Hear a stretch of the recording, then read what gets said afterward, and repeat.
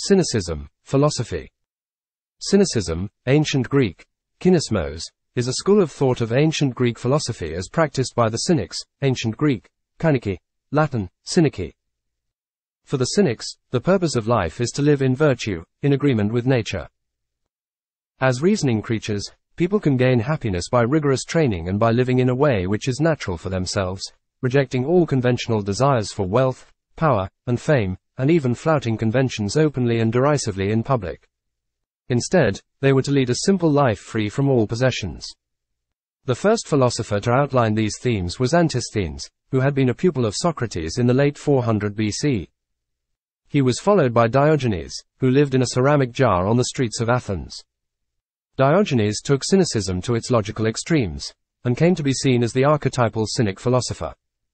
He was followed by Crates of Thebes, who gave away a large fortune so he could live a life of Cynic poverty in Athens. Cynicism gradually declined in importance after the 3rd century BC, but it experienced a revival with the rise of the Roman Empire in the 1st century. Cynics could be found begging and preaching throughout the cities of the empire, and similar ascetic and rhetorical ideas appeared in early Christianity. By the 19th century, emphasis on the negative aspects of Cynic philosophy led to the modern understanding of cynicism to mean a disposition of disbelief in the sincerity or goodness of human motives and actions. Origin of the Cynic name. The term Cynic derives from ancient Greek kainikos, dog-like, and kion, dog, genitive, kinos. One explanation offered in ancient times for why the Cynics were called dogs was because the first Cynic, Antisthenes, taught in the Cynosarges Gymnasium at Athens. The word Cynosarges means the place of the white dog. It seems certain, however, that the word dog was also thrown at the first Cynics as an insult for their shameless rejection of conventional manners, and their decision to live on the streets. Diogenes, in particular, was referred to as the dog, a distinction he seems to have reveled in, stating that, other dogs bite their enemies, I bite my friends to save them. Later Cynics also sought to turn the word to their advantage. As a later commentator explained, there are 4 reasons why the Cynics are so named. First, because of the indifference of their way of life, for they make a cult of indifference and, like dogs, eat and make love in public, go barefoot, and sleep in tubs and at crossroads. The second reason is that the dog is a shameless animal, and they make a cult of shamelessness, not as being beneath modesty, but as superior to it. The third reason is that the dog is a good guard, and they guard the tenets of their philosophy. The fourth reason is that the dog is a discriminating animal which can distinguish between its friends and enemies. So do they recognize as friends those who are suited to philosophy, and receive them kindly, while those unfitted they drive away, like dogs, by barking at them. Philosophy. Cynicism is one of the most striking of all the Hellenistic philosophies. It claimed to offer people the possibility of happiness and freedom from suffering in an age of uncertainty. Although there was never an official Cynic doctrine, the fundamental principles of cynicism can be summarized as follows. The goal of life is eudaimonia and mental clarity or lucidity, hytyphia, literally, freedom from smoke, typhos, which signified false belief, mindlessness, folly, and conceit. Eudaimonia is achieved by living in accord with nature as understood by human reason. Arrogance, typhos, is caused by false judgments of value, which cause negative emotions, unnatural desires, and a vicious character. Eudaimonia, or human flourishing, depends on self-sufficiency, autarkia, equanimity, arete, love of humanity, parrhesia, and indifference to the vicissitudes of life, adiaphora hadiaphria. One progresses towards flourishing and clarity through ascetic practices, ascesis, which help one become free from influences such as wealth, fame, and power that have no value in nature. Instead they promoted living a life of ponos. For the Cynics, this did not seem to mean actual physical work. Diogenes of Sinope, for example, lived by begging, not by doing manual labor. Rather, it means deliberately choosing a hard life, for instance, wearing only a thin cloak and going barefoot in winter. A Cynic practices shamelessness or impudence, anideia, and defaces the nomos of society, the laws, customs, and social conventions that people take for granted. The Cynics adopted Heracles, shown here in this gilded bronze statue from the 2nd century CE, as their patron hero. Thus a Cynic has no property and rejects all conventional values of money, fame, power and reputation. A life lived according to nature requires only the bare necessities required for existence, and one can become free by unshackling oneself from any needs which are the result of convention. The Cynics adopted Heracles as their hero, as epitomizing the ideal Cynic. Heracles was he who brought Cerberus, the hound of Hades, from the underworld, a point of special appeal to the dogman, Diogenes. According to Lucian, Cerberus and Cynic are surely related through the dog. The Cynic way of life required continuous training, not just in exercising judgments and mental impressions, but a physical training as well. Diogenes used to say that there were two kinds of exercise, that, namely, of the mind and that of the body, and that the latter of these created in the mind such quick and agile impressions at the time of its performance, as very much facilitated the practice of virtue, but that one was imperfect without the other. Since the health and vigor necessary for the practice of what is good depend equally on both mind and body. None of this meant that a cynic would retreat from society. Cynics were in fact to live in the full glare of the public's gaze and be quite indifferent in the face of any insults which might result from their unconventional behavior. The Cynics are said to have invented the idea of cosmopolitanism. When he was asked where he came from, Diogenes replied that he was a citizen of the world, cosmopolites. The ideal Cynic would evangelize. As the watchdog of humanity, they thought it was their duty to hound people about the error of their ways. The example of the Cynic's life, and the use of the Cynic's biting satire, would dig up and expose the pretensions which lay at the root of everyday conventions. Although Cynicism concentrated primarily on ethics, some Cynics, such as Monomus, addressed epistemology with regard to typhos, expressing skeptical views. Cynic philosophy had a major impact on the Hellenistic world, ultimately becoming an important influence for Stoicism. The Stoic Apollodorus, writing in the 2nd century BC, stated that cynicism is the short path to virtue. History of Cynicism. Bust of Antisthenes. The classical Greek and Roman Cynics regarded virtue as the only necessity for happiness, and saw virtue as entirely sufficient for attaining it. Classical Cynics followed this philosophy to the extent of neglecting everything not furthering their perfection of virtue and attainment of happiness. Thus, the title of Cynic, derived from the Greek word kion, meaning dog, because they allegedly neglected society, hygiene, family, money, etc., in a manner reminiscent of dogs. They sought to free themselves from conventions, become self-sufficient, and live only in accordance with nature. They rejected any conventional notions of happiness involving money, power, and fame, to lead entirely virtuous, and thus happy, lives. The ancient Cynics rejected conventional social values, and would criticize the types of behaviors, such as greed, which they viewed as causing suffering. Emphasis on this aspect of their teachings led, in the late 18th and early 19th centuries, to the modern understanding of cynicism as an attitude of scornful or jaded negativity, especially a general distrust of the integrity or professed motives of others. This modern definition of cynicism is in marked contrast to the ancient philosophy, which emphasized virtue and moral freedom in liberation from desire. Influences. Various philosophers, such as the Pythagoreans, had advocated simple living in the centuries preceding the Cynics. In the early 6th century BC, Anacharsis, a Scythian sage, had combined plain living together with criticisms of Greek customs in a manner which would become standard among the Cynics. Perhaps of importance were tales of Indian philosophers, known as gymnosophists, who had adopted a strict asceticism. By the 5th century BC, the sophists had begun a process of questioning many aspects of Greek society such as religion, law and ethics. However, the most immediate influence for the Cynic school was Socrates. Although he was not an ascetic, he did profess a love of virtue and an indifference to wealth, together with a disdain for general opinion. These aspects of Socrates' thought, which formed only a minor part of Plato's philosophy, became the central inspiration for another of Socrates' pupils, Antisthenes. Symbolisms. Cynics were often recognized in the ancient world by their apparel, an old cloak and a staff. The cloak came as an allusion to Socrates and his manner of dress, while the staff was to the club of Heracles. These items became so symbolic of the Cynic vocation that ancient writers accosted those who thought that donning the Cynic garb would make them suited to the philosophy.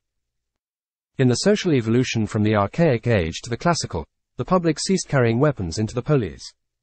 Originally it was expected that one carried a sword while in the city. However, a transition to spears and then to staffs occurred until wearing any weapon in the city became a foolish old custom. Thus, the very act of carrying a staff was slightly taboo itself. According to modern theorists, The symbol of the staff was one which both functions as a tool to signal the user's dissociation from physical labor, that is, as a display of conspicuous leisure.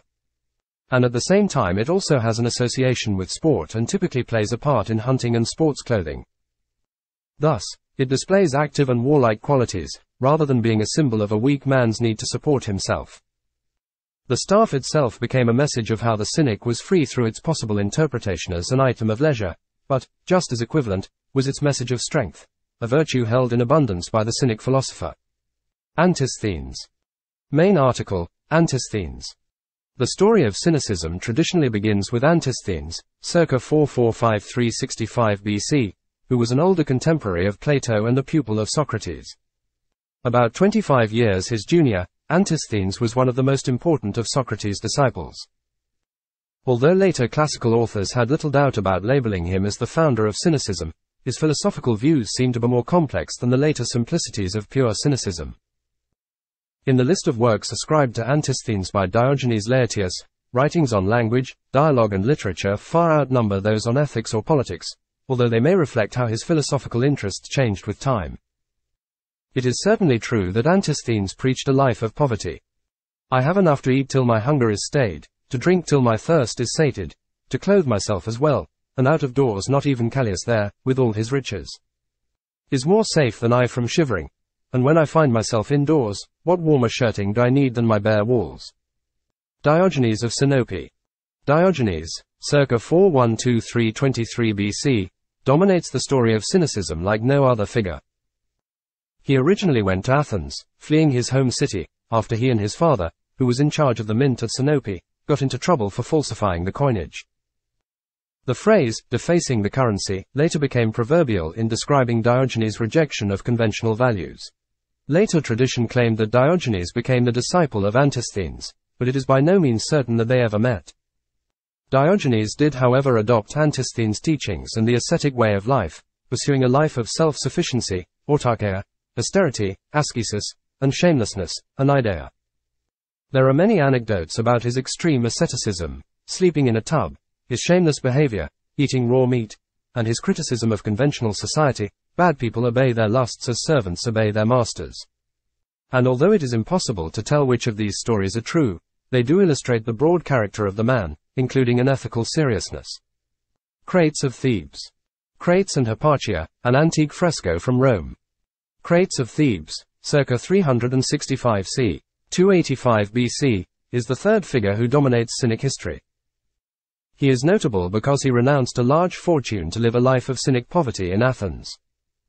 He is said to have been a pupil of Diogenes, but again this is uncertain. Crates married Hypatia of Maronea after she had fallen in love with him, and together they lived like beggars on the streets of Athens, where Crates was treated with respect. Crates' later fame, apart from his unconventional lifestyle, lies in the fact that he became the teacher of Zeno of Citium, the founder of Stoicism.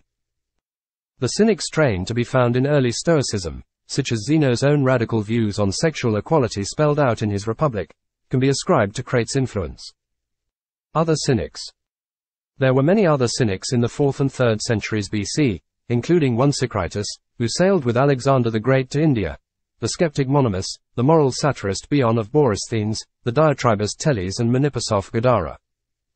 However, with the rise of Stoicism in the 3rd century BC, Cynicism as a serious philosophical activity underwent a decline, and it is not until the Roman era that Cynicism underwent a revival. Cynicism in the Roman World. Diogenes Sitting in His Tub, 1860, by Jean-Léon Gérôme. There is little record of cynicism in the 2nd or 1st centuries BC. Cicero, circa 50 BC, who was much interested in Greek philosophy, had little to say about cynicism, except that it is to be shunned. For it is opposed to modesty, without which there can be neither right nor honor. However, by the 1st century CE, cynicism reappeared with full force. The rise of imperial Rome, like the Greek loss of independence under Philip and Alexander 3 centuries earlier, may have led to a sense of powerlessness and frustration among many people, which allowed a philosophy which emphasized self-sufficiency and inner happiness to flourish once again. Cynics could be found throughout the empire, standing on street corners, preaching about virtue. Lucian complained that every city is filled with such upstarts, particularly with those who enter the names of Diogenes, Antisthenes. and Crates as their patrons and enlist in the army of the dog. And Aelius Aristides observed that they frequent the doorways, talking more to the doorkeepers than to the masters, making up for their lowly condition by using impudence. The most notable representative of cynicism in the 1st century CE was Demetrius, whom Seneca praised as a man of consummate wisdom, though he himself denied it. Constant to the principles which he professed, of an eloquence worthy to deal with the mightiest subjects. Cynicism in Rome was both the butt of the satirist and the ideal of the thinker. In the 2nd century CE, Lucian, whilst pouring scorn on the Cynic philosopher Peregrinus Proteus, nevertheless praised his own Cynic teacher, Demonax, in a dialogue. Cynicism came to be seen as an idealized form of Stoicism, a view which led Epictetus to eulogize the ideal Cynic in a lengthy discourse. According to Epictetus, the ideal Cynic must know that he is sent as a messenger from Zeus to people concerning good and bad things, to show them that they have wandered. Unfortunately for Epictetus, many cynics of the era did not live up to the ideal. Consider the present cynics, who are dogs that wait at tables, and in no respect imitate the cynics of old except perchance in breaking wind. Unlike Stoicism, which declined as an independent philosophy after the 2nd century CE, Cynicism seems to have thrived into the 4th century. The emperor, Julian, ruled 361 to 363. Like Epictetus, praised the ideal Cynic and complained about the actual practitioners of Cynicism.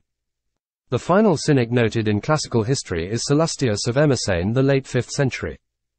A student of the Neoplatonic philosopher Isidore of Alexandria, he devoted himself to living a life of Cynic asceticism. Cynicism and Christianity. Coptic icon of Saint Anthony of the Desert, an early Christian ascetic. Early Christian asceticism may have been influenced by Cynicism. Jesus as a Jewish Cynic. Some historians have noted the similarities between the teachings of Jesus and those of the Cynics. Some scholars have argued that the Q document, a hypothetical common source for the Gospels of Matthew and Luke, has strong similarities to the teachings of the Cynics. Scholars on the quest for the historical Jesus, such as Burton L. Mack and John Dominic Crossan of the Jesus Seminar, have argued that 1st century AD Galilee was a world in which Hellenistic ideas collided with Jewish thought and traditions. The city of Gadara, only a day's walk from Nazareth, was particularly notable as a center of Cynic philosophy, and Mack has described Jesus as a rather normal Cynic-type figure. For Crossan, Jesus was more like a Cynic sage from a Hellenistic Jewish tradition than either a Christ who would die as a substitute for sinners, or a Messiah who wanted to establish an independent Jewish state of Israel. Other scholars doubt that Jesus was deeply influenced by the Cynics and see the Jewish prophetic tradition as of much greater importance. Cynic influences on early Christianity. Many of the ascetic practices of Cynicism may have been adopted by early Christians, and Christians often employed the same rhetorical methods as the Cynics. Some Cynics were martyred for speaking out against the authorities. One Cynic, Peregrinus Proteus, lived for a time as a Christian before converting to Cynicism, whereas in the 4th century, Maximus of Alexandria, although a Christian, was also called a Cynic because of his ascetic lifestyle. Christian writers would often praise Cynic poverty, although they scorned Cynic shamelessness, Augustine stating that they had, in violation of the modest instincts of men, boastfully proclaimed their unclean and shameless opinion. Worthy indeed of dogs. The ascetic orders of Christianity, such as the Desert Fathers, also had direct connection with the Cynics, as can be seen in the wandering mendicant monks of the early church, who in outward appearance and in many of their practices differed little from the Cynics of an earlier age. Emmanuel College scholar Leif E. Vargay compared the commonalities between the Q document and Cynic texts, such as the Cynic epistles. The epistles contain wisdom and, often polemical, ethics preached by Cynics along with their sense of purity and aesthetic practices. During the 2nd century, Crescens the Cynic clashed with Justin Martyr, recorded as claiming the Christians were the Otatus, the most without a god, in reference to their rejection of the pagan gods and their absence of temples, statues, or sacrifices. This was a popular criticism of the Christians and it continued on into the 4th century.